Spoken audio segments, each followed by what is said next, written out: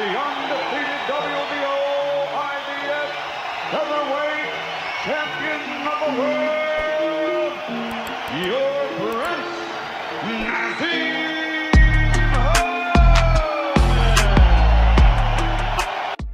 El príncipe Naseem Hamed era claramente un prodigio. A pesar de tener un estilo de pelea tan alejado de la técnica que se acostumbraba a ver en todos los otros boxeadores, Hamed sí había encontrado la manera de sobresalir y vencer a cualquier rival que le pusieran enfrente. Hamed estaba encaminado al Salón de la Fama y posiblemente a ser el mejor peleador inglés de la historia. Hamed fue uno de los pocos boxeadores en la historia que logró conseguir todos los campeonatos de su división, es decir que logró ser campeón indiscutido del peso pluma, títulos que llegó a defender en 15 ocasiones. Les diría que el tanto ganar aumentó la confianza del príncipe, y que por eso comenzó su tendencia a hablar de más, pero la verdad creo que Naseem Hamed ya era así desde antes de debutar profesionalmente. I'm not cocky. You're not? No, I would say I'm not. Why not? I wouldn't say I'm arrogant. End of the day, when they see me in the ring, they see a totally different chap than they see out the ring. Because I'm a totally different. Su personalidad era innegablemente entretenida, su estilo de pelea era tan poco común, tan vistoso y tan agradable de ver que por eso nada más ya era reconocido en todo el mundo. Pero además de su estilo de pelea, Naseem añadía expresiones, burlas, actuaciones arriba y abajo del ring que hacían imposible el no querer verlo pelear. Hamed lo tenía todo, una impresionante habilidad para el boxeo, la fama mundial y más de 40 millones de dólares en el banco. El campeón inglés sentía que era imparable, por eso se le hizo fácil el retar al campeón mundial de peso supergallo, a la leyenda mexicana Marco Antonio Barrera. Basically harder and a better puncher and more dangerous than Barrera and Morales, all of them guys, and they never came to the table except Augie. Damn, I'm looking good. All right. Morales and Barrera will come 2001 when they want it, and when they want it, they'll get knocked out because I want it now. Se habló de la posibilidad de una pelea entre Naseem Hamed y Marco Antonio Barrera durante 2 años. Barrera era un peleador reconocido en todo el mundo, campeón mundial en múltiples ocasiones, y su primera pelea en contra de Eric el Terrible Morales lo habían proyectado a un nuevo nivel a pesar de haber perdido. El público le pedía a Hamed el enfrentarse ya sea a Barrera o a Morales, ya que una victoria sobre cualquiera de ellos dos acercarían al príncipe Naseem a ser reconocido como el mejor peleador inglés de la historia. Hamed ya había sido campeón indiscutido, había barrido con su división, había humillado a múltiples rivales. Lo único que le faltaba a Naseem Hamed era una victoria sobre otra superestrella. El público le pidió un mega combate al príncipe, y el príncipe se los concedió. Naseem Hamed decidió ignorar sus obligaciones de campeón y evitar pelear en contra del retador oficial que era considerado un peleador de menor nivel para poder enfrentarse a Barrera. Entonces, Marco Antonio Barrera tendría que enfrentarse al monstruoso noqueador invicto Naseem Hamed en un peso distinto a lo que él estaba acostumbrado, y además perder su reciente obtenido campeonato del mundo en el peso supergallo. No fue ninguna sorpresa cuando Naseem Hamed fue nombrado favorito para ganar en las apuestas 3-1. Pero el hecho es que Hamed ya llevaba mucho tiempo con su ego por las nubes, y muchos ya pensaban que alguien debía bajarlo a la realidad, mostrarle un poco de humildad al príncipe, y Barrera quería ser quien lo bajara de su pedestal, por lo que aceptó la pelea y todas las condiciones. You definitely step up taking on Marco Antonio Barrera. At what point did you decide you wanted to get in the ring with the best of the best? It's not me that decided that wanted to get in the ring with the best of the best. That's not happening. It's them that decided with me. I offered the fight with Barrera way before he took the fight, and he refused the fight. So you got you mixed up a little bit. You're a little bit confused with that. Them guys stepped up to the table after I offered it them, and when I did offer it them the first time, they refused, and now is the time it's going to happen because he's accepted. I've basically got too much power for that boy, too much speed for that boy, and I'm going to prove it tonight that I am the best featherweight in the whole world. Y después de tantas negociaciones, después de tanto hablar, Marco Antonio Barrera se enfrentó al príncipe Naseem Hamed en Las Vegas, Nevada, en la que fue la primera pelea de pago por evento de Hamed en Estados Unidos. Y con el sonar de la primera campana había llegado la hora de comprobar si todo lo que decía Hamed era realidad o si por primera vez en su vida se había equivocado. Y rápidamente, desde el primer round se notó claramente que el mexicano había subido al ring con un buen plan de pelea. Con su técnica depurada, con un estilo que variaba entre el estilo agresivo usual y un estilo enfocado al contragolpeo, Marco Antonio Barrera encontró éxito en el primer asalto del combate, logrando inutilizar la mano izquierda peligrosa de Hamed para luego rematarlo con un golpe de derecha. Después de ese primer asalto, Hamed se dio cuenta de que la pelea sería complicada, y poco a poco la pelea se tornaba más sucia, más física. Hamed tomó a Barrera del cuello en una ocasión y lo envió al piso junto con él, cosa que enfureció al mexicano, que no se podía permitir perder la calma en ningún momento. Con el paso de los rounds, ambos fueron encontrando éxito en sus ataques. Barrera contragolpeaba y conectaba golpes poderosos a un príncipe que estaba acostumbrado a no recibir demasiado castigo, y Hamed lograba conectar golpes rectos debido a su gran velocidad de manos. La diferencia a lo largo de la pelea es que Barrera aterrizaba golpes constantemente en cada round, y el éxito de Hamed era mucho más esporádico. Sin embargo, todos sabían que Naseem Hamed tenía dinamita en sus manos, y que de un buen golpe podía noquear a un Barrera que recién había subido de peso. Es por esto que el mexicano no se podía permitir desconcentrarse en ningún momento. Naseem probó todo lo que pudo para ganar terreno en el combate. Intentó ser el agresor, intentó contraatacar, hasta cambió su guardia de zurdo ortodoxo, cosa que sí le brindó algo de éxito. Pero ni eso fue suficiente para detener a Marco Antonio Barrera en la que parecía ser la mejor pelea de su vida. En el último round, Barrera le devolvió el favor a Hamed y lo tomó igual que como Hamed lo había tomado al inicio del combate. Pero en vez de enviarlo al suelo, Barrera lo empujó y lo estrelló en contra de la esquina, por lo que el referí le quitó un punto en las tarjetas de los jueces. Pero aún con esa deducción de puntos, los 3 jueces le otorgaron la victoria al campeón mexicano, y por ende le dieron su primer derrota al príncipe Naseem Hamed. Ladies and gentlemen, the current WBO title holder and 2-time featherweight champion of the world, the challenger, Kennedy, the King, Nick Kennedy. En el año 1996, el campeón del mundo, Marco Antonio Barrera, recibió la oferta de pelear para la empresa HBO. Esta era una oportunidad única para el peleador mexicano. El único problema era que si quería pelear para HBO, Barrera se tendría que enfrentar al medallista de oro olímpico y campeón del mundo Kennedy McKinney. En ese entonces, tanto Barrera como McKinney representaban lo mejor que había en su división, una pelea complicada para ambos, pero Marco Antonio Barrera tenía el sueño de pelear en una cartelera de HBO en los Estados Unidos. Era la oportunidad de pelear donde todos los grandes habían peleado, la oportunidad de acercarse a la grandeza. Entonces Barrera aceptó la pelea inmediatamente. Sin embargo, Marco Antonio Barrera no se esperaba lo que le seguiría las próximas semanas después de aceptar el combate. McKinney comenzó a hablar, a menospreciar a Barrera, a decir que sería imposible que un extranjero lo pudiese vencer en su propia tierra. Poco a poco, los gritos de McKinney llegaron a molestar al campeón mexicano. Lo molestaron al punto de que sintió la necesidad de tomar acción para frenar los insultos y burlas de su rival.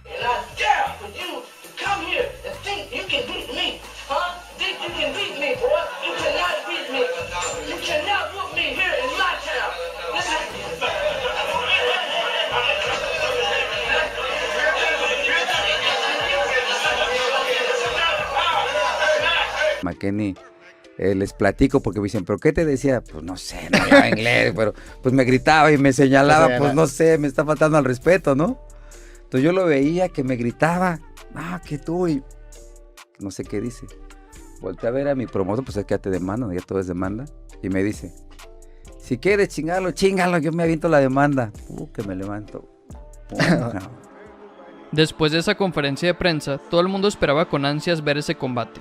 Y por fin, en febrero de 1996, Marco Antonio Barrera subió al ring a enfrentarse al hablador de Kennedy McKinney. Y debido a las ganas que ya se traían desde la conferencia de prensa, no hubo ningún round de estudio en el combate. Desde el primer minuto de la pelea, ambos salieron con todo, ambos en búsqueda del knockout. Sin embargo, rápidamente nos dimos cuenta de que Barrera había encontrado más éxito en el combate. A lo largo de toda la pelea, el peleador mexicano lastimaba de manera constante a un McKinney que parecía no poder lidiar con la velocidad y la agresividad de Barrera. Y por fin, en el octavo round, Barrera mandó al estadounidense al suelo con un golpe de poder bien conectado después de haber mermado la condición física de McKinney a lo largo de todo el combate.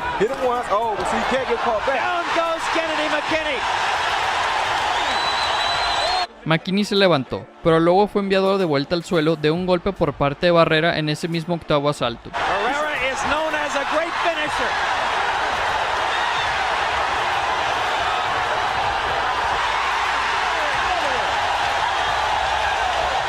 McKinney se volvió a parar y logró sobrevivir ese octavo round.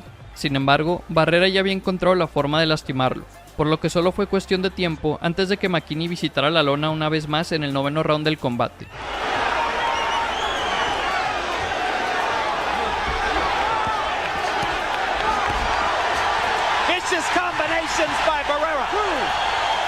Todo parecía perdido para un McKinney que estaba siendo lastimado seriamente en cada round del combate.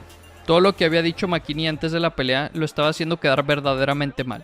Pero McKinney era un buen peleador, un peleador resiliente. por lo que no se rindió, y en el 11º asalto sorprendió a todo el mundo regresándole el favor a Barrera. En ese 11º round, McKinney envió al mexicano al suelo, y esa fue la primera vez en que Barrera visitaba la lona en toda su carrera profesional.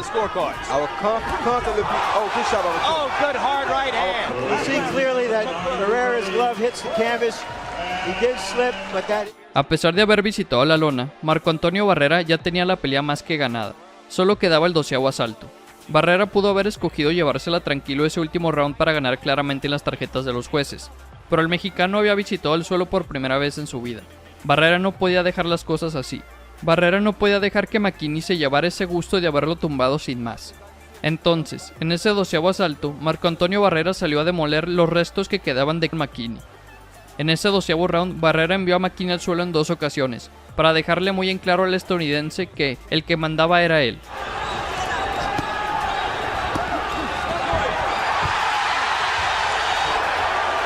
McKinney is a weak fighter now. Barrera knows it. And that's it! A fitting end to a great...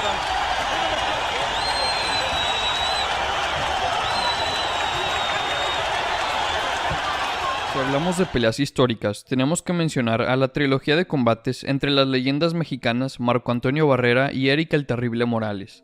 Una rivalidad que sobrepasó el ámbito deportivo y llegó a ser una rivalidad fuera del ring.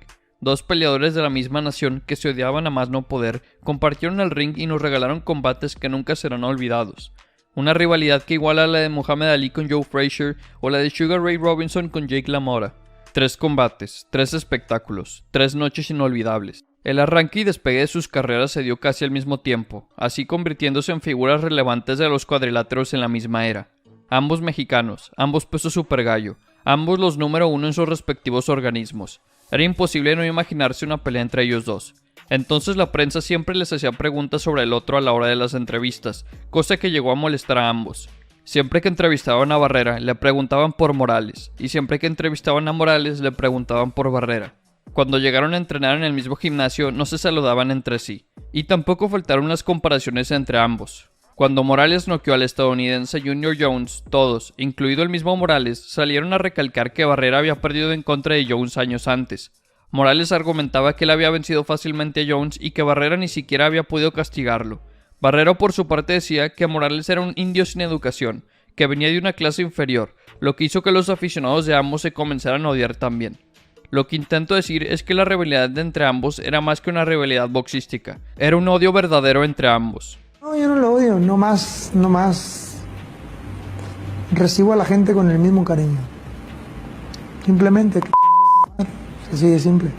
Espero que el HBO se dé cuenta que su campeón que tiene no sirve. Porque tengo que hablar de él, porque tengo que hablar de porque no puedo hablar de mí mismo.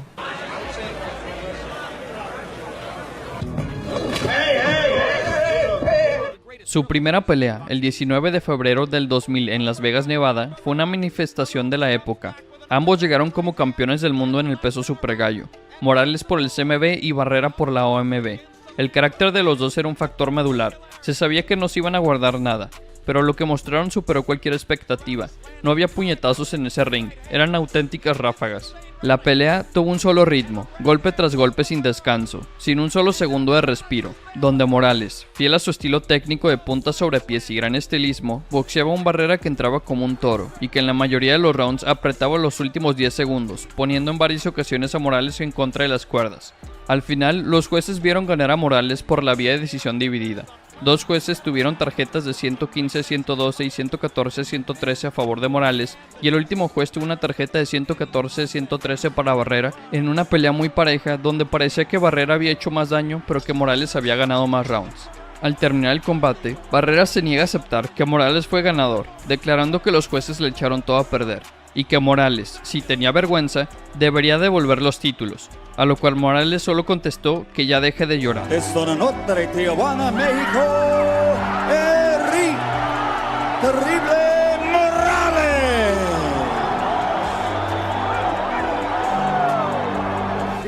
tu pensamiento y lo que tú sientes sobre la decisión. No sé, la verdad que hay que hacer en Las Vegas para poder ganar.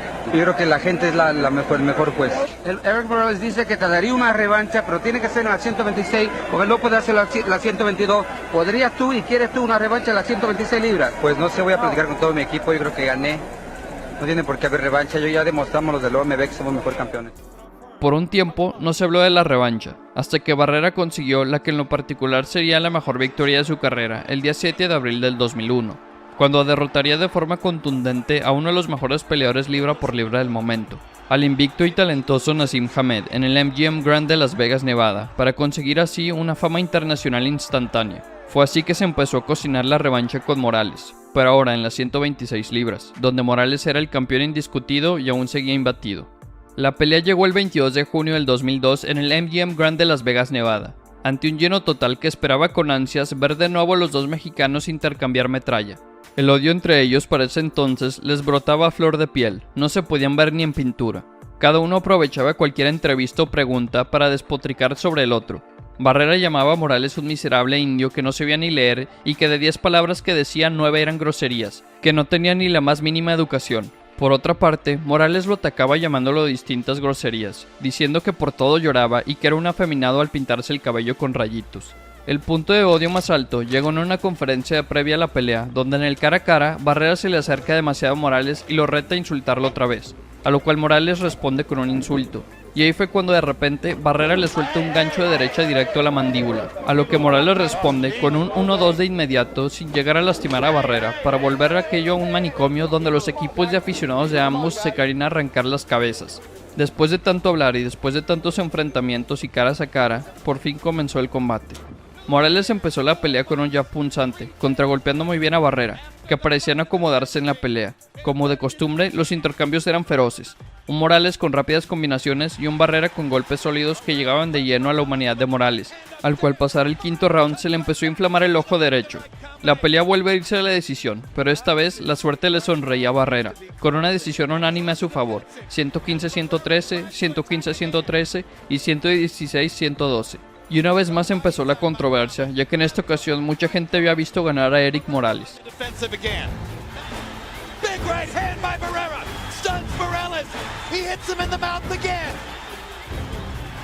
This is what it's all about, ladies and gentlemen. Pride, honor, revenge, Mexican boxing at its best. La tercera y última pelea se celebró el 27 de noviembre del 2004, esta vez en las 130 libras, donde Morales era el campeón del CMB y Barrera recién había subido de división después de haber sido noqueado por el en ese entonces poco conocido Manny Pacquiao. Como era de esperarse, las declaraciones antes de la pelea fueron las mismas por parte de Barrera y Morales. Ataques y burlas al por mayor, siempre hablando pestes el uno del otro. Barrera decía que acabaría con Morales en los primeros 5 rounds, y Morales arremetió diciendo que mandaría a Barrera en camilla al hospital.